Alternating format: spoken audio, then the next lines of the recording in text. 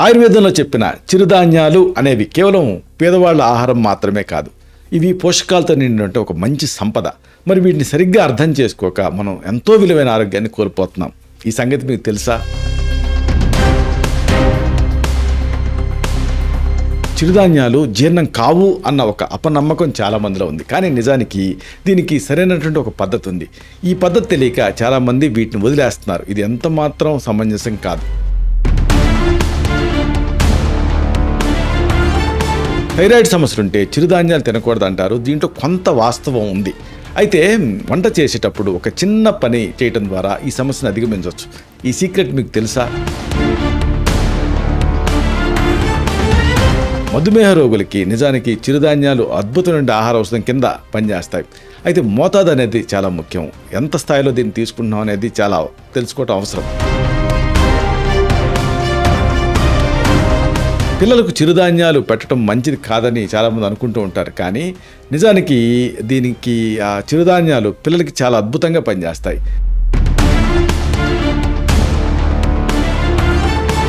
ఈ కీలకమైన అంశాలని, రహస్యాల్ని బాగా లోతుగా, కూలంకషంగా ఈ వీడియోలో మనం తెలుసుకుందాం. మిత్రులారా నమస్కారం. నేను మీ డాక్టర్ చిరుమామిళ్ళ మురళీ మనోహర్. ఈ వీడియోలో చాలా ముఖ్యమైన విషయాన్ని మనం తెలుసుకోబోతున్నాం.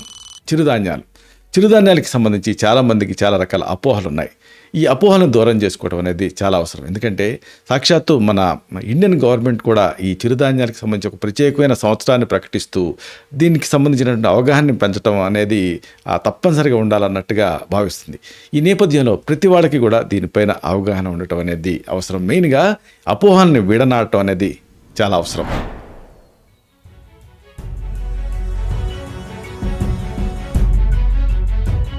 నిజానికి అన్నం కంటే మిన్న ఈ చిరుధాన్యాలు అని చెప్పొచ్చు, బియ్యంతో ఉన్నటువంటి అన్నం కంటే. కాబట్టి దీన్ని తెలుసుకోవాలి. మన శరీరానికి అవసరమైన ఇంధనం మనం తినేటటువంటి ఆహారమే. కానీ ఆధునిక జీవితంలో మనం ఆహారపు అలవాట్లని పూర్తిగా మార్చేసుకున్నాం. ఒకప్పుడు మన పెద్దవాళ్ళు పౌష్టిక ఆహారానికి చిరుధాన్యాల మీద ఆధారపడేవాళ్ళు, దీన్ని తినేవాళ్ళు. గంజి, అంబలి, రొట్టెలు ఇలా ఎన్నో రకాలుగా వీటిని రకరకాలుగా తినేవాళ్ళు. కాలక్రమేణా ఈ పాలిష్డ్ రైస్ అంటే తెల్ల బియ్యం, సన్న బియ్యం అనేది మన ఆహారంలో ప్రత్యేకమైనటువంటి ఒక భాగాన్ని ఆక్రమించేసింది. చిరుధాన్యాలు అంటే అదేదో పేదవాళ్ళ ఆహారం, పల్లెటూళ్ళలో తినేది అన్న ఒక అభిప్రాయం ఈ మధ్యకాలంలో చాలామందిలో బలపడిపోయింది. కానీ ఇప్పుడు ప్రపంచం మొత్తం కూడా తిరిగి చిరుధాన్యాల ప్రాముఖ్యతని గుర్తించింది. మన పెద్దవాళ్ళు తిన్నటువంటి రాగి జావ, కొర్రలు, జొన్న రొట్టెలు ఇలాంటి సాంప్రదాయపు ఆహారపు విలువలు మళ్ళీ వెలుగులోకి వస్తున్నాయి.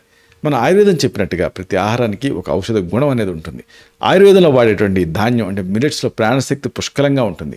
ఆరోగ్యకరమైనటువంటి జీవనానికి, శరీరంలో 3 దోషాలు ఉంటాయే, వాతపిత్త కఫాలని సమతుల్యం చేయడానికి ఈ ధాన్యాలు ఉపయోగపడతాయి. అయితే ఈ ముఖ్యమైన శాస్త్రీయ విషయాలన్నింటినీ కూడా తేలికపాటి భాషలో మనం చెప్పుకుందాం. ఈ సందర్భంగా చిరుధాన్యాలు, ఆరోగ్యం రెండింటి మధ్య రిలేషన్ తెలుసుకోవాలి. ఒకప్పుడు చిరుధాన్యాలని చౌకైన ఆహారం కింద అనుకునేవాడు. కానీ ఇప్పుడు పరిస్థితి పూర్తిగా మారిపోయింది. ప్రస్తుతం చిరుధాన్యాలు ఆరోగ్యానికి చాలా మంచివి అన్న సంగతి సాక్ష్యాధారాలతో సహా రుజువైంది.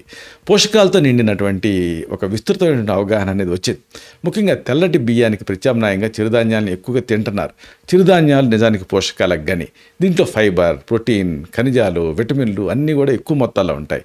ఇవి గుండె ఆరోగ్యానికి మంచిది, అలాగే జీర్ణ వ్యవస్థను మెరుగుపరుస్తాయి, అలాగే శారీరక బరువును తగ్గించడానికి కూడా సహాయపడతాయి. ఇన్ని రకాలుగా ఇవి ఉపయోగపడతాయి.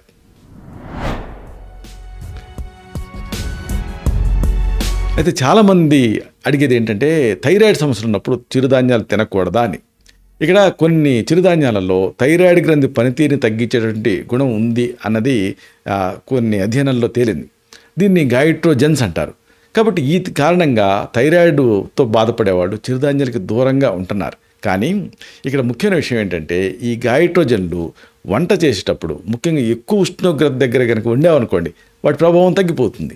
కాబట్టి థైరాయిడ్ సమస్యలు ఉన్నవాళ్ళు కూడా ఈ చిరుధాన్యాలను నిరభ్యంతరంగా తినొచ్చు. అయితే చాలా బాగా వండటం అనేది ముఖ్యం.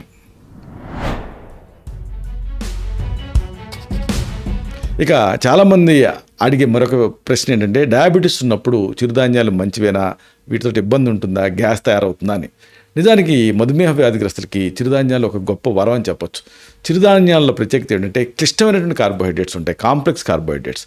ఇవి ఎక్కువ మొత్తంలో ఉంటాయి. కాబట్టి వీటిని తిన్నప్పుడు నెమ్మదిగా జీర్ణం అవుతాయి. దీంతో రక్తంలో చక్కెర స్థాయిలు అనేవి వేగంగా పెరగకుండా సస్టైన్డ్గా మనకి సప్లై అవుతూ ఉంటాయి.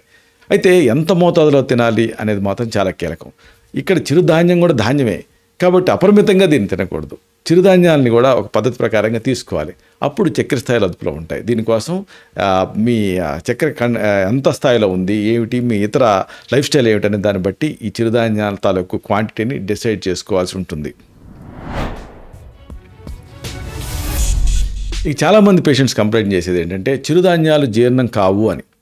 చాలామంది ఇలాగ జీర్ణం కావు కాబట్టి పక్కన పెట్టేస్తూ ఉంటారు. అయితే ఇక్కడ ఆ వండటానికి ముందు కొన్ని గంటల పాటు బాగా నానబెట్టడం అనేది చాలా కీలకం. ఇలా నానబెట్టడం వల్ల ఆ ధాన్యాల్లో ఉన్నటువంటి ఆ జీర్ణక్రియను నిరోధించేటువంటి అంశాలు ఉంటాయి, అంటే యాంటీ న్యూట్రియంట్స్. ఇవి చాలా వరకు తగ్గిపోతాయి. దీంతో ఆ ధాన్యాలు మెత్తగా మారుతాయి, అలాగే తేలిగ్గా జీర్ణం అవుతాయి. ఒకప్పుడు మన అమ్మమ్మలు కానీ నానమ్మలు కానీ ఇదే పద్ధతి పాటించేవాళ్ళు. ఆఖరికి రైస్ని కూడా కొద్దిసేపు నానబెట్టేవాళ్ళు. ఇప్పుడు ఎవరు అలా నానబెట్టడం లేదు. ఆయుర్వేదంలో కూడా ధాన్యాన్ని వండటానికి ముందు శుభ్రం చేయటం, నానబెట్టడం ఈ పద్ధతుల్ని సూచించారు.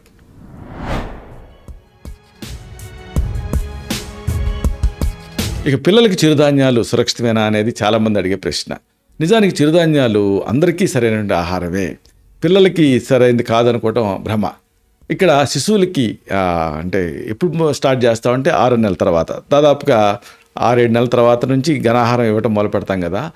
ఆ ప్రారంభం అంటే ఘన పదార్థాలను ఇవ్వడం స్టార్ట్ చేసిన దగ్గర నుంచి కూడా నిజానికి చిరుధాన్యాలు కూడా పెట్టవచ్చు. వీటిలలో పిల్లలకి వాళ్ళ పెరుగుదలకు అవసరమైనటువంటి అనేక పోషకాలు ఉంటాయి. విటమిన్లు, ఖనిజాలు ఇవన్నీ పుష్కలంగా ఉంటాయి. రాగుల పిండి, మీకు అసలు రాగులనైతే కార్పొరేట్ కంపెనీలు హస్తగతం చేసేసుకొని రాగి మాల్ట్ అన్న పేరుతోటి రకరకాల పిల్లల ఫుడ్స్ని తయారు చేస్తున్నాయి కూడా. కాబట్టి రాగుల పిండి, సజ్జల పిండి ఇలా మొదట పిల్లల ఆహారంలో చేర్చొచ్చు. వీటిని పిల్లలు ఇష్టపడేలాగా రకరకాల రుచికరమైన వంటకాలని వీటితోటి చేయొచ్చు. ముగింపుగా ఒక ముఖ్యమైన మాటని మీకు విన్నవించాలి. చిరుధాన్యాలు అనేవి మన పూర్వీకుల ఆరోగ్యం, మన సంస్కృతిలో ఒక భాగం. కానీ కాలక్రమేణా మనం వాటి విలువని మర్చిపోయాం. ఇప్పుడు ప్రస్తుతం ప్రపంచం మొత్తం కూడా ఈ చిరుధాన్యాల విలువను గుర్తించి మళ్ళీ వాటిని ఆహారంలో చేర్చుకుంటూ ఉంది. ఈ ఆరోగ్యకరమైనటువంటి ధాన్యాల గొప్పతనాన్ని అర్థం చేసుకొని ఇండియన్స్గా వాటిని మన దైనందిన జీవితంలో భాగం చేసుకోవాలి. మనం అపనమ్మకాలు, అపోహల పొరలు తొలగించేసేసి వెలుగు చూసేటటువంటి ఆరోగ్య రహస్యం చిరుధాన్యాలు తినేదానికి. ఈ చిరుధాన్యాల గొప్పతనం కేవలం వాటి పోషకాల్లో మాత్రమే కాదు, వాటిని మనం తీసుకునే విధానం మీద ఆధారపడి ఉంటుంది. ప్రేమతో, సరైన పద్ధతిలో ఇష్టపడి వండటం అనేది చాలా ముఖ్యం. తరతరాలుగా మన పెద్దలు మనకి అందించినటువంటి అమూల్యమైన వారసత్వం ఈ చిరుధాన్యాలు. వాటిని మనం అనుసరిద్దాం, ఆరోగ్యాన్ని పెంచుకుందాం. ఇలాంటి మరిన్ని ఇన్ఫర్మేటివ్ వీడియోస్ కోసం ఈ ఛానల్ని సబ్స్క్రైబ్ చేసుకోండి. అలాగే ఈ వీడియోలు అప్లోడ్ అవ్వడంతోనే ఆ విషయం మీకు తెలియాలనుకుంటే బెల్ బటన్ని క్లిక్ చేయండి. అప్పుడు మీకు నోటిఫికేషన్ వస్తుంది. ఆ నోటిఫికేషన్ మీరు క్లిక్ చేస్తే ఆ వీడియోని మిస్ కాకుండా చూడగలుగుతారు. అలాగే ఈ వీడియో మీకు నచ్చితే లైక్ చేయండి. అప్పుడు ఇది మరింత ఎక్కువ మందికి రికమెండ్ అవుతుంది. ఈ వీడియో తలకు పర్పస్ సర్వ్ అవుతుంది. అంటే అందరికీ ఆరోగ్యాన్ని మన అభిలాష, మన ఆకాంక్ష నెరవేరుతాయి. అలాగే మరొక ముఖ్యమైన విషయం, మీరు ఇంతకు ముందు రైస్ తింటూ తర్వాత చిరుధాన్యాలకి షిఫ్ట్ అయ్యారా?